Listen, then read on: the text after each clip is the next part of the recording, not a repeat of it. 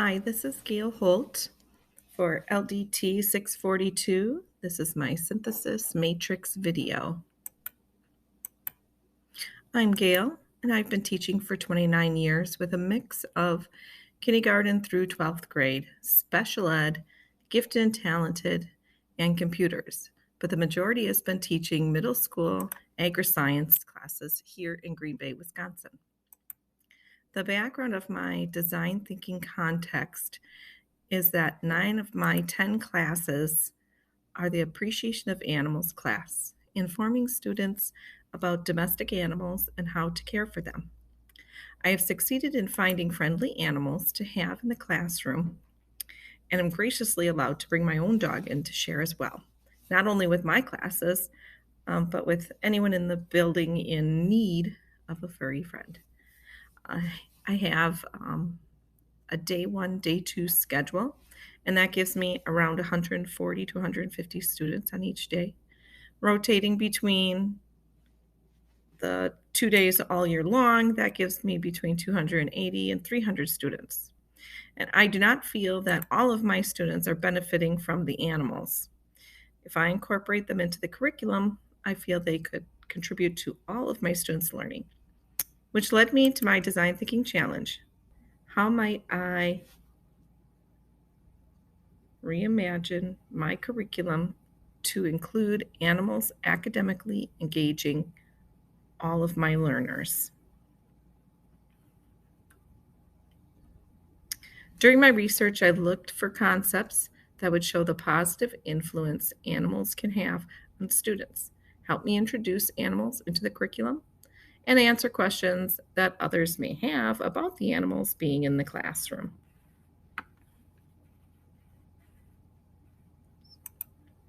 My first concept goes through procedures that need to be looked at when involving animals in school. As with any interaction with animals, safety for everyone involved is the number one concern. Authors Roy 2011, Feeney 2018, Friesian 2010, Baumgartner and Cho 2014 brought up the concern on safety, my first subconcept. This not only takes the safety of the students into consideration, but of the animals as well. They reference taking other staff members and parents' concerns, no matter if they are for or against, into consideration. A safety plan should be in place, which includes school policies, animal care, and student interaction. This concept's next subconcept is education. This is where everyone in the building needs to be educated on the animals. I found 2 themes in this subconcept: interactions with animals and teaching with animals.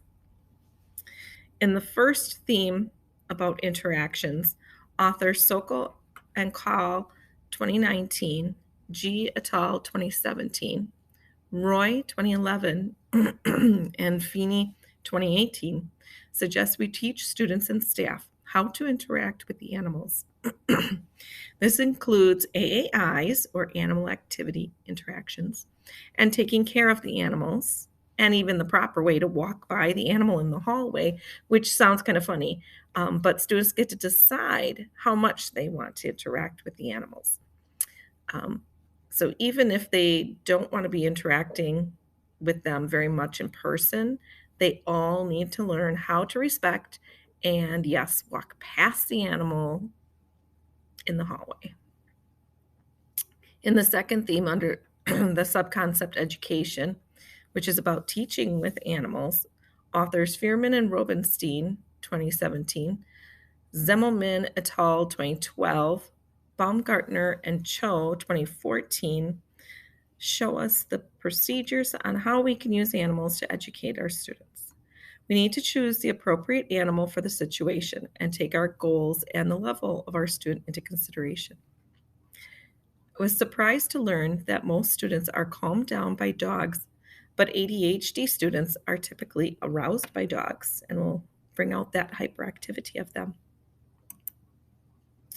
The third subconcept shows us that if we do all of those procedures appropriately, We will see they build meaningful relationships. Authors Weinbaum and Kimberly Pruitt, 2021, Skandura et al., 2021, Roy, 2011, along with Baumgartner and Cho, 2014, found that children having open play with animals or learning proper care and procedures of the animals builds a trusting relationship between the children and animals. Seeing these strong relationships leads to approval from administration, parents, and growth development in the children. As I kept noticing the idea of taking staff and parents' considerations into account, I reflected on staff at my own school, bringing up reasons why they would not allow animals into their classrooms. I decided to research ways I could tell them how animals could affect the whole school environment with or without having to be in their classrooms. So, my second concept is environment. In some situations, animals are brought in as a pet for the whole school to share, and other situations have individual classroom pets. But authors Von Leeten, Bruno 2021, Weinbauer and Kimberly Pruitt 2021, Skandura et al. 2021, Feeney 2018, Fearman and Robenstein 2017, Zemmelman et al. 2012, and Anderson and Brown 2021 show me that no matter where the animal is in the building, they can promote a positive school climate. They can reduce stress in students and staff, promote respect, acceptance, improve behavior, and increase the sharing of emotions, benefiting the whole school. When my dog's at school, I have students and staff members that come to seek him out. And as they hug him, they'll say, "I really needed this today." I daily have students also that I don't even know walk in my room and they'll ask to pet our bunny, and then they'll leave giggling and smiling. And it just gives me a good feeling as well. More specifically, authors Von Leeten and Bruno 2021, Hummel and Randler 2012, Feeney 2018, Fearman and Robenstein 2017, Zemmelman et al. 2012, and Anderson and Brown 2021 show how the animals affect the students. They have proved that live animals help lower student anxiety, increase student achievements, teach empathy and compassion and responsibility. If you're like me, you're asking yourself, how is that possible? Well, authors Sokol and Call 2019, G et al. 2017, and Roy 2011 explain that the benefits come through the interaction students have with the animals. This could be physical contact, taking care of the animals, or just being in the same room as them. That made me wonder, what's the best way for animals to be engaged with students? Which brought me to my next concept, engagement. How are we to engage students with animals? It all starts with the concept of being goal-oriented. Authors Von Linton and Bruno 2021, Dali and Suggs 2010, Fearman and Robenstein 2017 found that as long as there was a goal in place with the use of the animals, which could entail students working with the animal or watching a teacher work with an animal, they saw more focus from the students. Classroom animals bring enrichment to the classroom. Authors of this sub-concept, Von Lintel and Bruno 2021, Dali and Suggs 2010, Herbert and Lynch 2017, Zemmelman et al. 2012, showed that animals will help emphasize the subject matter just by having them in the classroom. Authors Von Lintel and Bruno 2021, Weinbaum and Kimberly Pruitt 2021, Roy 2011, Hummel and Randler 2012 agree that the best engagement is for students to interact with animals. Interact is my next sub-concept. Students that have physical interaction with the animal got better scores and were able to break students out of their shell. These interactions include petting, talking to, and even walking with the animal, just to name a few. What do students get out of this engaging experience? Socio-emotional development. Authors Von Litten and Bruno, 2021, Scandura et al., 2021, found that working with dogs, sometimes even just reading to them, can help children open up and talk about emotional subjects. This also helps students understand displays of different emotions. Then there's the social side. G et al. 2017, Herbert and Lynch 2017, Zemmelman et al. 2012 found the animal interactions help children with developmental needs like empathy, responsibility, death, ethics, and motivation. In my own room, I have seen this happen. After understanding the interactions, I wonder what type of relationships develop. So, relationship is my fourth concept. The first sub-concept is climate. The relationships are not just one-on-one. Authors Weinbaum and Kimberly Pruitt, 2021, Feeney, 2018, Fearman and Robenstein, 2017, Herbert and Lynch, 2017, Friesen, 2010, Anderson and Brown, 2021, found that these animals not only affected the climate of the classroom, but made the whole school climate more positive for everyone. The second subconcept under relationship concept is activities. In order to have a positive relationship with the animal, students need to follow the rules of these animal assisted activities, or AAAs, which then can give them a positive experience. Authors Skandura et al. 2021, Sokol and Call 2019, Daly and Suggs 2010, Friesian 2010, Baumgartner and Cho 2014 found that such activities build a relationship of respect, calmness, and empathy. Student-animal relationships help students feel heard, not judged. The third subconcept is culture. When choosing the animals for such relationships, culture needs to be kept in mind.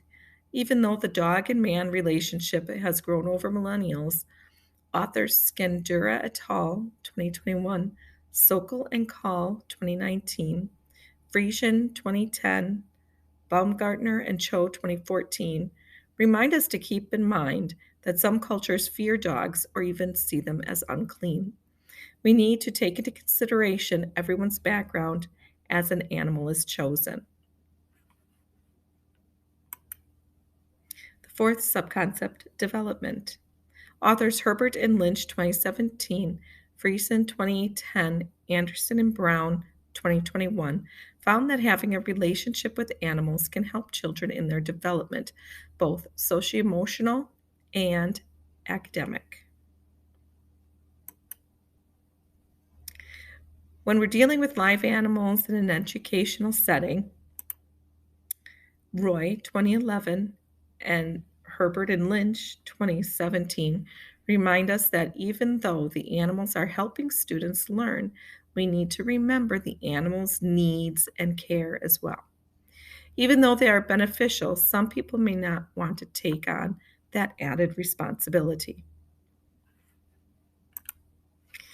Researchers Hummel and Randler 2012 show that live animals in a classroom actually raise scores of students in their classroom. When we think about the added work of looking into the students' backgrounds that may have a reaction to specific animals, policies involved, and the care and responsibilities of the animal itself being added to someone's chore list, is this all worth it? I believe that my last concept, reflection, is going to prove a resounding yes to you. I first want to reflect on my research about how animals affect K-12 school life.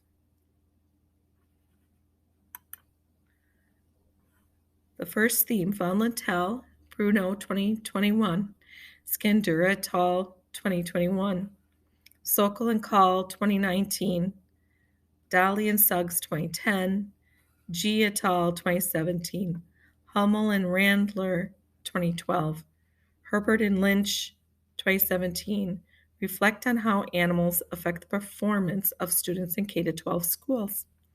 The animals help decrease behavior issues, aggression, pressure, and isolation, while they increase motivation, cognitive tasks, positive development, and social abilities. The second theme, animals also affect the emotions of children in K-12 schools, which are reflected in Von Littell and Bruno 2021, Skandura et al. 2021, Sokol and Call 2019, Daly and Suggs 2010, G et al. 2017, and Feeney 2018's research.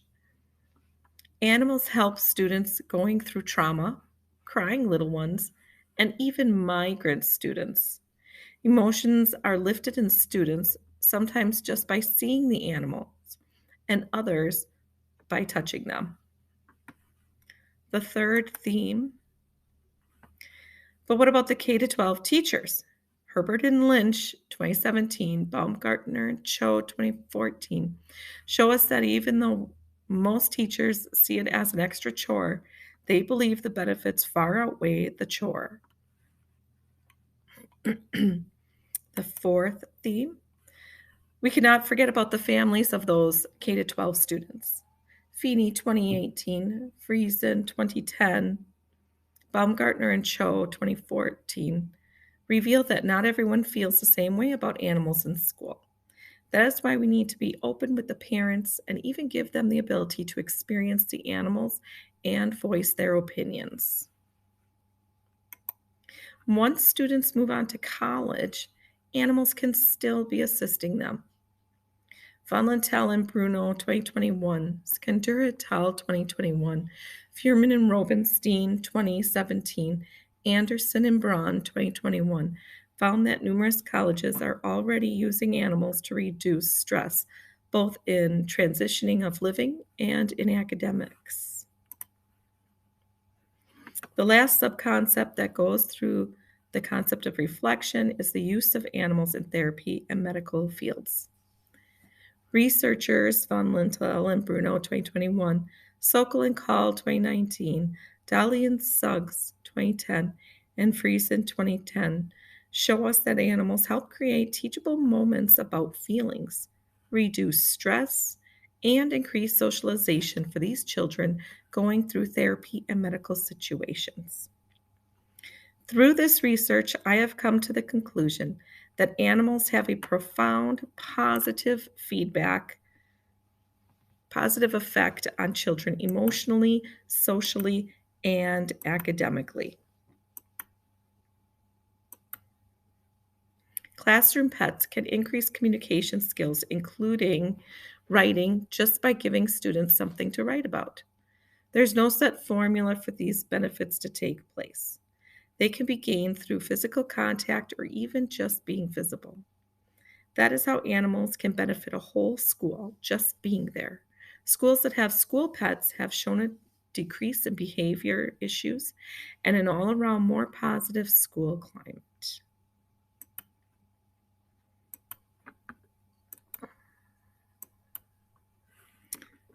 The research has guided me in the process and benefits of animals in the classroom and shown me animal-assisted interaction and animal-assisted activities can be entered in my curriculum. I feel comfortable asking parents and staff of their opinions since I have research that shows me how to handle those opinions.